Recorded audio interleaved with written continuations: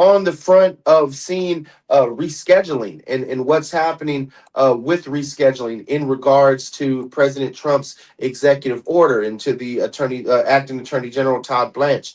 I want folks to understand that the Attorney General partially rescheduled marijuana by placing FDA approved marijuana drugs and marijuana covered by a state medical marijuana license under the Schedule 3 of the Controlled Substance Act at the federal level. In doing so, the federal government has finally acknowledged that marijuana has accepted medical use and does not have a high potential for abuse.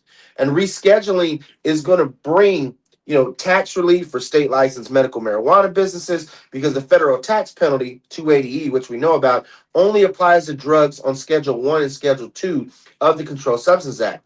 However, and I think this is key for all of you listening at home, all other forms of marijuana, including adult use marijuana from state licensed stores, remain completely illegal at the federal level.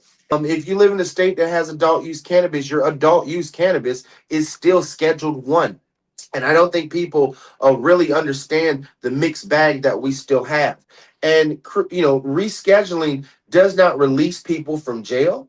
It doesn't expunge records or previous arrests. It doesn't address barriers to housing or employment issues that we see around people with cannabis arrest and pre drug screenings for jobs. But it remains on Congress to deschedule and decriminalize marijuana by removing it from the Controlled Substances Act altogether and address the harms that we've seen the marijuana prohibition has done since the 70s. And for so many people who have a political ideology where they're like, they treat politicians like their favorite football team and that they can do no wrong, understand that, the fight is not over and that we can't rest on our laurels and that no one is coming to save us unless we save ourselves first.